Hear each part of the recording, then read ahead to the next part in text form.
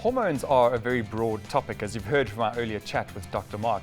And so today we've brought back Christine Baxter, who's a nutritional advisor and health coach, to enlighten us about the role gut health plays in hormonal balance, especially on our sex hormones, estrogen, progesterone, and testosterone. Welcome back, Christine.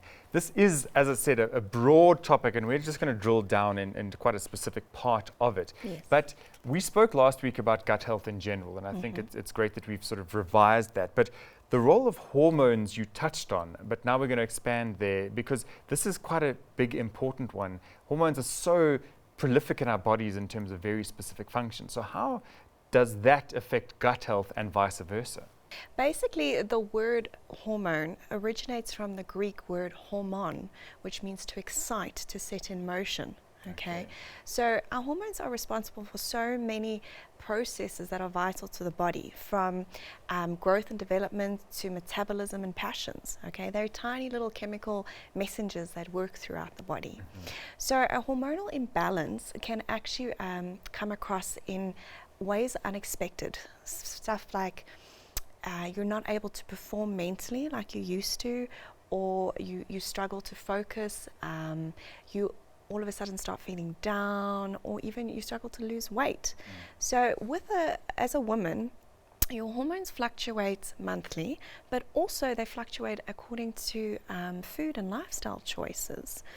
So in saying that, hormones become really important when it comes to the gut microbiome, all right, which is the environment of the gut. So there is research at the moment that is saying that the health of our gut microbiome has a lot to do with estrogen regulation, okay?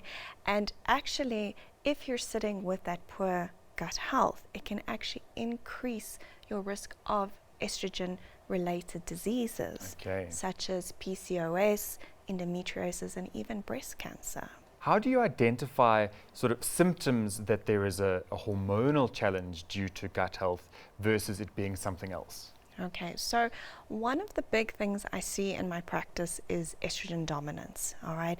And this has a lot of internal and external factors that influence this. But symptoms of this estrogen dominance, which is estrogen in excess in the body, can be anything from struggling with heavy periods, irregular periods, thyroid nodules, fibrocystic breasts, heavy periods, mood swings, irritability, anxiety, all these things that a lot of the times women expect as normal, as being part of a woman, is actually telling you that there is something not right. Remember, a symptom is the body telling you something is not working properly, all right? And with estrogen dominance, internal factors that can affect it are, for example, poor diet, so a diet that is low in fiber and high in sugar, all right, not having a gallbladder, or even insufficient bile, because bile actually binds to those estrogen metabolites and actually takes them out of the body. Things like chronic stress, as well as bacterial infections, and also carrying additional body fat can increase your levels of estrogen, because the estrogen is also produced within that fat. Right. So those are internal factors, okay? Gut health, sluggish liver. Remember, you have a sluggish liver, you're going to have a sluggish gut, okay? They actually work hand in hand. Cycle, yeah. Yes. And it's mainly because the body needs to get rid of these extra estrogens. Okay, and when I mentioned about the fiber, the reason why fiber is so important, and why if you have a diet that's low in fiber it can be a problem, is because the fiber actually binds to estrogens and also pulls them out the body. Okay. So your external factors, though, are ones that a lot of people aren't aware of. Okay, these are your xenoestrogens. So xenoestrogens are man-made chemicals that actually mimic estrogen in the body. Your phthalates, your parabens, your BPAs, so skincare products, makeup products, that kind of thing. Remember, you're putting them on your skin daily, and your skin is one of the biggest absorption organs. Yes, absolutely. So those are all having to go through the liver, and that's all adding to additional estrogen. You also find, estrogen in styrofoam, Glad wrap, etc. Everything is covered in to some degree. Yes, and microwaving in plastic is an absolute no-no, because that heat actually activates the estrogens, and it goes into the food. Right. All right, so there's that, and then there's obviously synthetic hormones, birth control pills, adding those extra estrogens to the body, and then as well as, you've got your conventionally raised meat and dairy, all right, and soy, processed soy. A lot of this is also what they call estrogenic food, okay? And those extra hormones are going into the body as well. Remember, they give the animals hormones to increase their growth. Yeah. You are what you eat. You are what your food eats. Yes. Yeah. Okay. So those are automatically now increasing those levels. Okay. And the estrogen dominance also is possible in men, all right? Men that struggle with, obviously men's estrogen levels aren't as high as women, so they don't have as many symptoms, but andropause as well as man boobs, prostate issues are all contributing to having excess estrogens in the body, which we're exposed to in our external environment. I know we're talking about sort of the sex hormones as well, but thyroid is another big one in terms of gut health and thyroid. We often get the question from viewers around how your gut health might affect your thyroid. What's the link there, and what's the impact of that? Okay, so a poor performing gut will definitely have links to a poor performing thyroid, all right? Hypothyroidism, underactive thyroid, and even in turn Hashimoto's thyroiditis, which is the autoimmune of thyroid. Yes. So if you can think of it this way, the thyroid is a bit like the yellow canary in the body. It basically can monitor, it's there to signal the level of toxicity in the body. And like that canary in the mines used to pick up the toxicity in the mines, that's what the thyroid does for the body. Right. So generally when someone struggles with a thyroid issue, you need to look at your toxicity levels. Okay? Is your liver detoxifying properly? Okay? And obviously with that, what is your gut doing as well? And remember, in terms of the gut will help in hormone utilization. So if the gut is in systemic inflammation, all right, it actually will make hormone receptors in the body less receptive.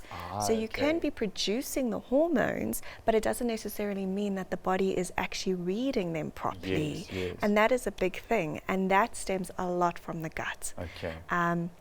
And that's why it's so important to actually have a look at what's happening there, because it has that alternate effect.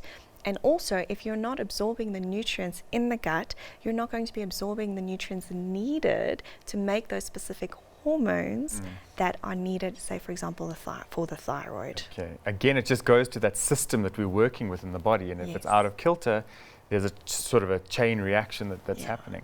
But your hormonal system works a bit like a symphony orchestra. One thing is out of balance, it's going to throw everything else out of balance. Yeah. And then in terms of correcting a hormonal challenge due to gut health, what would be the primary steps that one would take in getting your gut in better health for that specific side effect or symptom of poor gut health? Or would it be a standard procedure across to just get a good, healthy gut going? Well, there are obviously standards in terms of things that are most common to do, but when it comes to specifically balancing the hormones, there is additional things you can do. So for example, as we know, eating whole foods and fruits and vegetables are very important, but eating your leafy green vegetables become more important because they contain phytoprogesterone. Right. And phytoprogesterone is a natural form of progesterone that will help to elevate progesterone levels, because when you struggle with estrogen dominance, it's because the estrogen and progesterone are out of sync. So you want to naturally elevate those progesterone levels in order for them to actually start working properly. Okay. All right. Another one is actually including your good fats in your diet, your essential fatty acids, your omega-3, 6 and 9s, but specifically your 3s, because they not only nourish the thyroid, okay, but they also are phenomenal in terms of the building blocks that one needs to actually produce those healthy hormones. Another one is fiber. Having a high fiber diet is highly important because of the fact that it'll bind to extra estrogen, pull it out of the body. And the problem is a lot of women struggle with constipation, okay? And that is mainly a sign of the gut not being in a good place. But if you don't go regularly, if you don't have a bowel movement regularly, what happens is those toxins and that estrogen actually gets reabsorbed into your system, and that can add to that imbalance. So having a regular bowel movement is vitally important. Another thing is actually including estrogen reset superfoods, turmeric, salmon, dandelion root, maca, your leafy greens. These are really good to include to help in terms of resetting the levels of estrogen in your body. And in terms of getting those in, I mean, would that be, some of them you can integrate into your diet, some of them are supplementation would be ideal, I imagine. Yes, yeah. Okay. A combination of both is always good because obviously it depends on how much you're absorbing, but also keeping in that nutrient density in your diet is very important. Okay, fantastic. Well, Christine, another fascinating discussion. Really great to drill into these details because it gets the big picture thinking becomes a bit more clear. So thank you for sharing your insights with us. Only a pleasure.